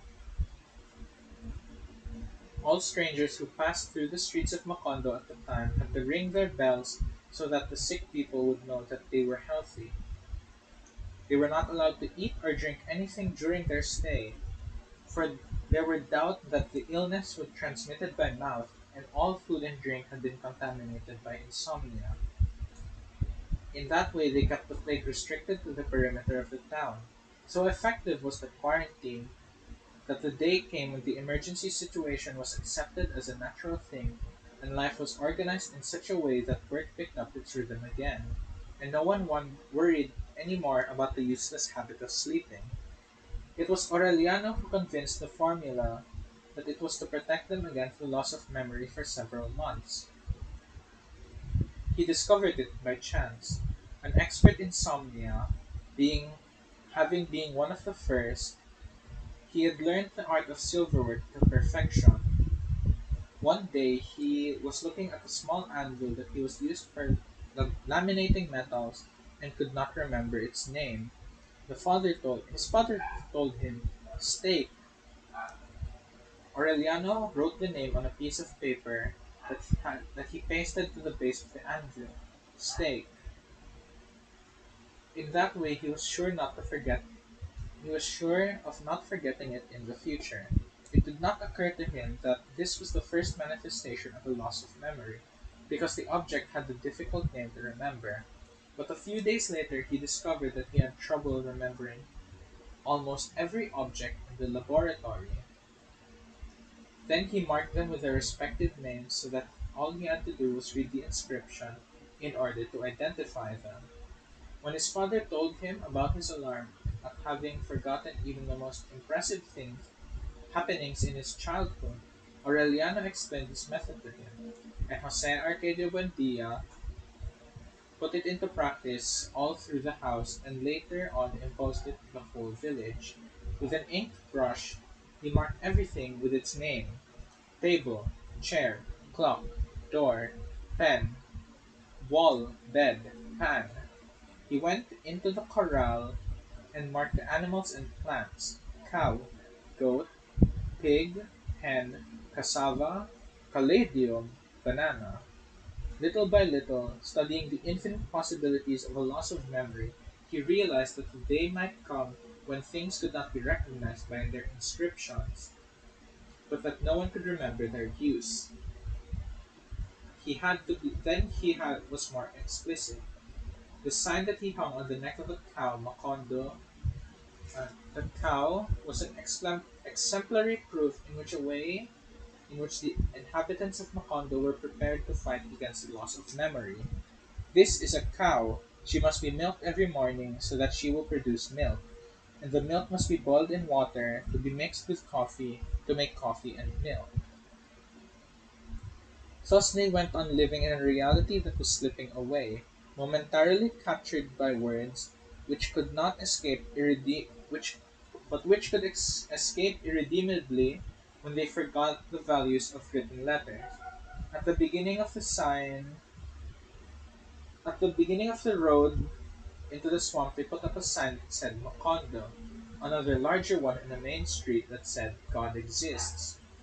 In all the house keys, the memorizing objects and feelings had been written, but the system demanded so much vigilance and moral strength that many succumbed to the spell of an imaginary reality, one invented by themselves, which was less practical for them but more comforting. Pilar Ternera was con- was the one who contributed most to popularize that mystification when she conceived the trick of reading the past in cards as she read the future before. She read the card to read the future before. By means of that recourse, the insomniacs began to live in a world built on the uncertain alternatives of the cards, where a father was remembered faintly as a dark man who arrived in the beginning of April, and a mother was remembered only by a dark woman who wore a gold ring on her left hand, and where the birth date was reduced to the last Tuesday on which a lark sang on a laurel tree. Defeated by those practices of consultation, Jose Arcadio Buendia then decided to build a memory machine that he had desired once in order to remember the marvelous inventions of the gypsies. The artifact was based on the possibility of reviewing every moment, from beginning to end, the totality of knowledge acquired during one's life. He conceived it as a spinning dictionary that a person placed on the axis could operate by means of a lever, so that in very few hours there would pass before his eyes the notions of most necessary for life. He succeeded in writing almost 14,000 entries when along the road from the swamp, a strange-looking man with a sad sleeper's bell appeared, carrying a bulging suitcase tied with a rope and pulling a cart covered in dark cloth. He went straight to the house of Jose Arcadio Buendia. So many pages. I will finish these. Maybe. I still have a lot of time. Visitacion did not recognize him when she opened the door and thought she had come with the idea of selling something, unaware that nothing could be sold in town, as it was sinking irrevocably into the quicksand of forgetfulness. He was a decrepit man, although his voice was also broken by uncertainty, and his hands seemed to doubt the existence of things. It was evident that he came from the world where men could still sleep and remember. Jose Arcadio Buendia found him sitting in the living room, fanning himself with a patched black hat as he read with compassionate attention the signs pasted to the walls. He greeted him with a broad show of affection, afraid that he had known him at another time and that he did not remember him now. But the visitor was aware of his falseness. He felt himself forgotten, not with the irredeemable forgetfulness of the heart, but with a different kind of forgetfulness, which was more cruel and irrevocable, in which he knew very well was the forgetfulness of death. Then he understood. He opened the suitcase, crammed with indecipherable objects, and from among them took out a little case of many flasks. He gave Jose Arcadio Buendia a drink of a gentle color, and a light went on in his memory. His eyes became moist from weeping even before he noticed himself in an absurd living room where objects were labeled, and before he was ashamed of the solemn nonsense written on the walls. And even before he recognized the newcomer, dazzling with a dazzling glow of joy. It was wow. The my finally. Wow. It was Melquiades. While Macondo was celebrating the recovery of its memory, Jose Arcadio Buendia and Melquiades dusted off their old friendship. The gypsy was inclined to stay in town. He had been through death, but he had returned because he could not bear the solitude.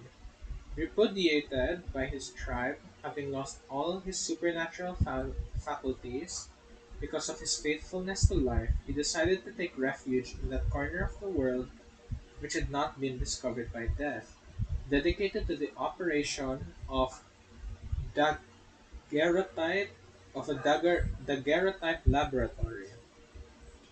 Jose Arcadio Buendia had never heard of that revelation, but when he saw himself and his family fastened into a sheet of iridescent metal for an eternity, he was mute with stupefaction.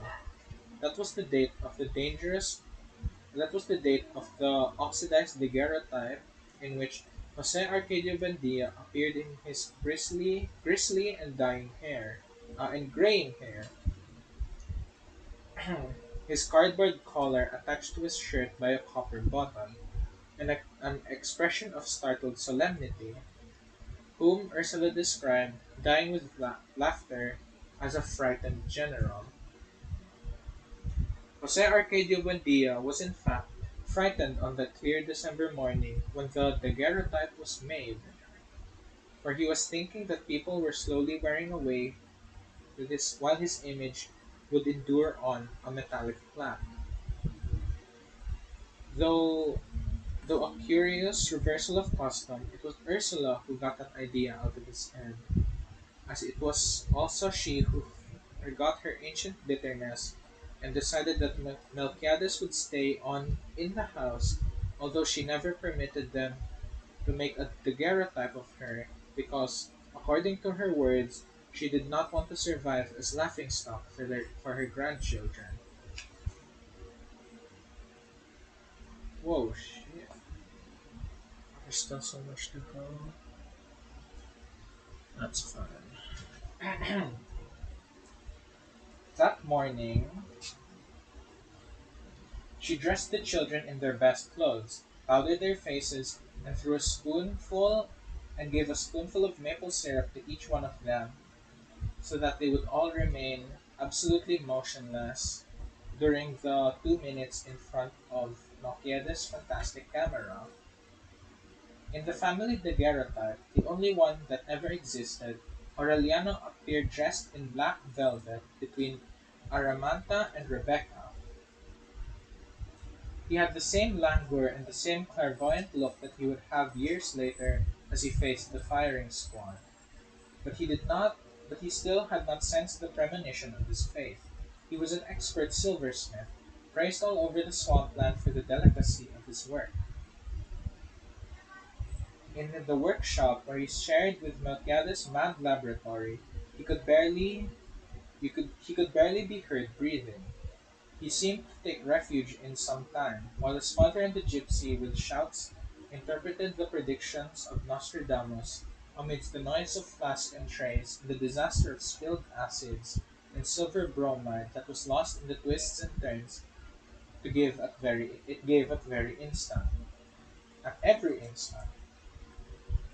That dedication to his work was the good judgment with which he directed his attention, had allowed Aureliano to earn a short in a short time more money than Ursula with her delicious candy fauna, but everyone thought it strange that he was now a full-grown man and had not known a woman.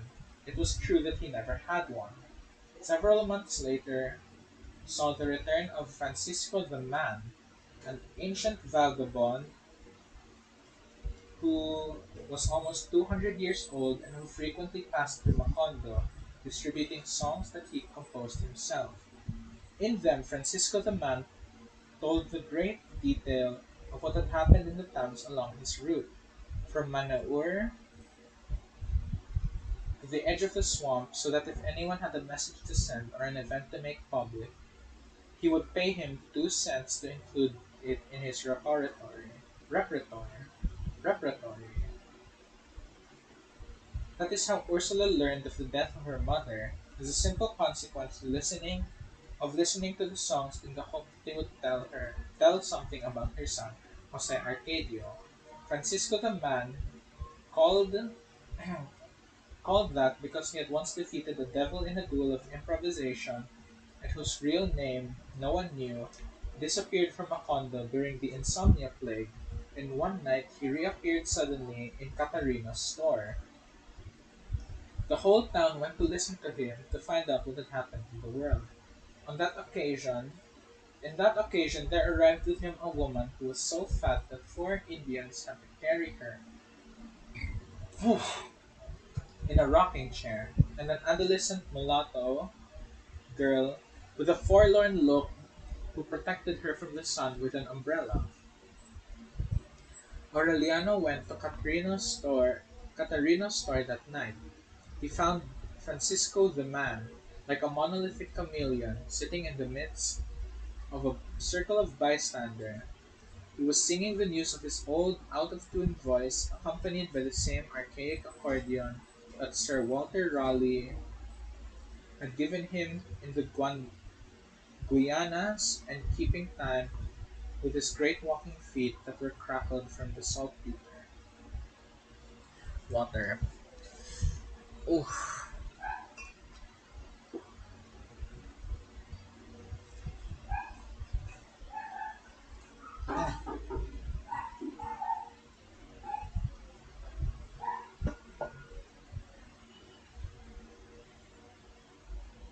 Ooh.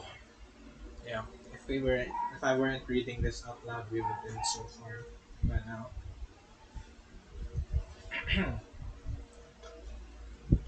In the front of the door at the rear, through which men were going and coming, the matron of the rocking chair was sitting and fanning herself in silence.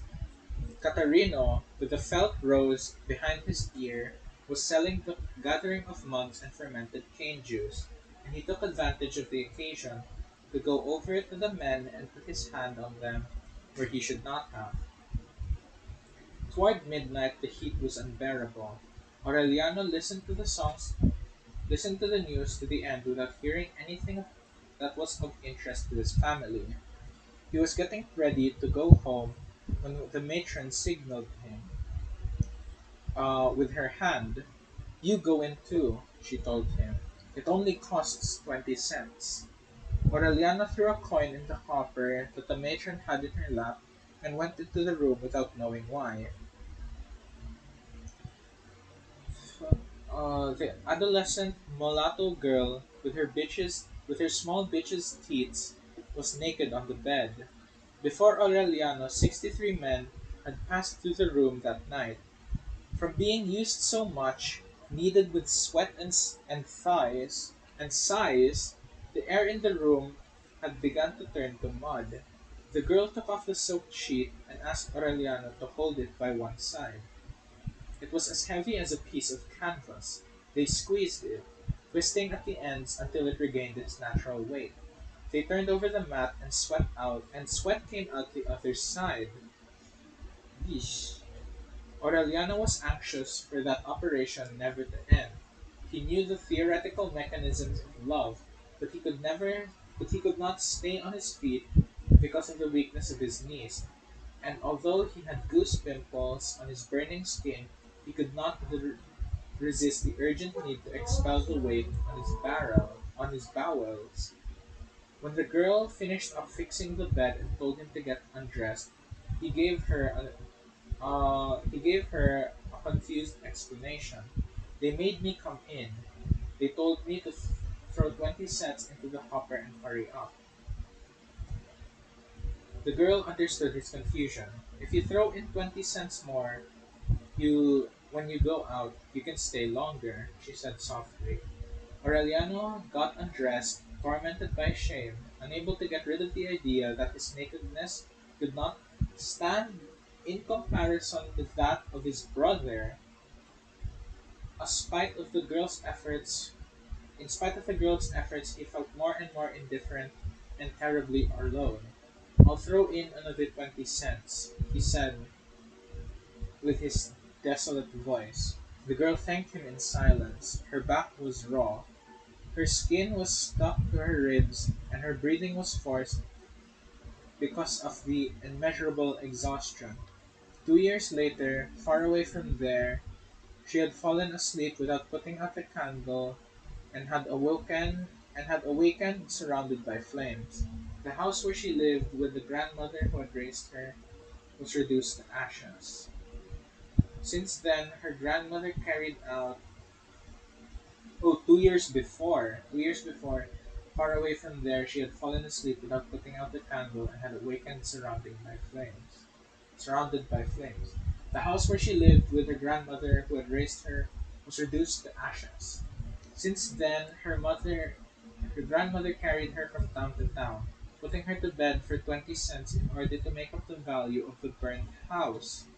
According to the girl's calculations, she still had 10 years of 70 men per night because she also had to pay the expenses of the trip and the food for both of them, as well as the pay for the Indians who carried the rocking chair.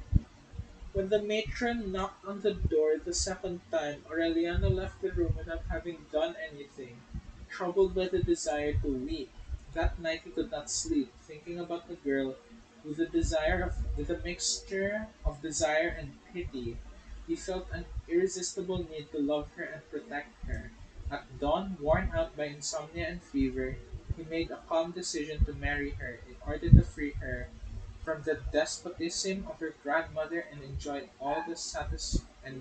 to enjoy all the nights of satisfaction that she would give to 70 men.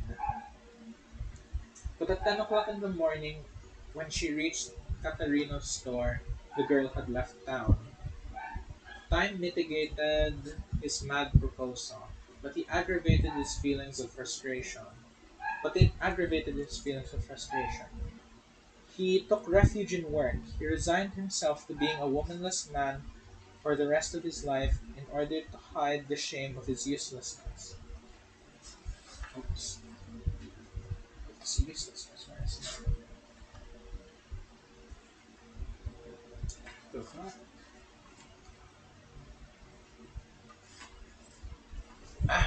Oh, there we go.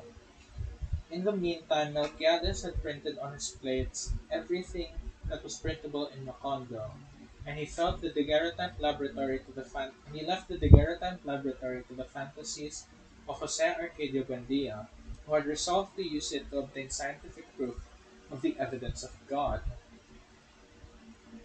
Although the complicated process was superimposed exposures taken in different parts of the house, he would sooner no- he was sure that sooner or later he would get the daguerreotype of God, if he existed, an end once and for all or put an end once and for all to the superstition of his existence.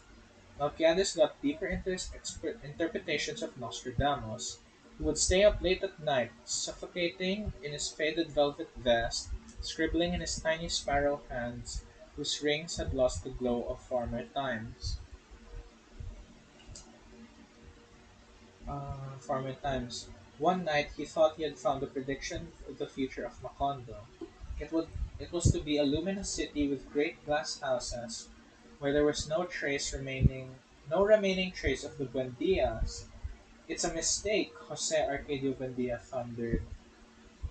They won't be a glass house they won't be a glass house but of ice as I dreamed, but there'll always be a Buendia. Per omnia seculorum. Ursula fought to persevere common sense in that extravagant house, having run in her business of little candy animals with an oven that went all night. turning out baskets and more baskets of bread and a prodigious variety of puddings, meringues, and cookies, which disappeared in a few hours on the winding through the swamp. When she reached an age where she had the right to rest, but she was nonetheless more and more active. So busy was she in her prosperous enterprises that one afternoon she looked distractedly toward a countryman, toward the courtyard where the Indian woman helped her sweeten the dough, and she saw two unknown beautiful adolescent girls doing frame embroidery in the light of the sunset. They were Rebecca and Amaranta. As soon as they had taken off their morning clothes for their grandmother, which they wore with inflexible rigor for 3 years, their bright clothes seemed to have given them a new place in the world. Rebecca, contrary to what might have been expected, was the more beautiful. She had a light complexion, large and peaceful eyes, and magical hands that seemed to work out the design of the embroidery with invisible threads. Amaranta, the younger, was somewhat graceless, but she had the natural distinction, the inner tightness of her dead grandmother. Next to them, although he was already revealing the physical drive of his father, Arcadio looked like a child. He set about learning the art of silverwork with Aureliano, who had also taught him how to read and write. Ursula suddenly realized that the house had become full of people, that her children were on the point of marrying and having children, and that they would be obliged to scatter it for lack of space. When she took out the money that she had accumulated over years of hard labor, made some arrangements with her customers, and undertook the enlargement of the house, she had a formal parlor for visits built, another one that was more comfortable and cool for daily use, a dining room with a table for 12 places where the family could sit with all their guests, 9 bedrooms with windows in the courtyard, and a large porch protected by the heat of noon by a rose garden with a railing on which to place pots and ferns and begonias. She had the kitchen enlarged to hold 2 ovens, the granary where Pilar Ternera had read Jose Arcadio's future was torn down and another twice as large was built so that they could never be a lack of food in the house. She had baths built in the courtyard in the shade of a chestnut tree, one for the women and another for the men, and in the rear a large stable, a fenced-in chicken yard, a shed for the milk cows, and an aviary open to the 4 winds so that wandering birds could roost there at their pleasure, followed by dozens of mansions and carpenters. As if she had contracted her husband's hallucinating fever, Ursula fixed the position of the light and heat and distributed space without the least sense of its limitation. The more primitive building of the founders became filled with tools and materials, of workmen exhausted by sweat, who asked anybody please not to molest them, exasperated by the sack of bones that followed them everywhere with its dull rattle. In that discomfort, breathing quicklime and tar, no one could see very well how from the bowels of the earth there was rising not only the largest house in the town, but the most hospitable and cool house that had ever existed in the region of the swamp. Jose Arcadio Buendia, trying to surprise divine providence in the midst of a cataclysm, was the one who least understood it. The new house was almost finished when Ursula drew him out of his excuse me, chemical world in order to inform him that she had an order to paint the front blue and not white as they had wanted. She showed him the official document. Jose Arcadio Buendia, without understanding what his wife was talking about, deciphered the signature. Who's this fellow? he asked. The magistrate, uh, the magistrate, Ursula answered disconsolately. They say he's an authority sent by the government. Okay. I think I'm gonna stop here for now. Still gonna be a lot of reading, but we might as well. And yeah, anyway, it's a good stream.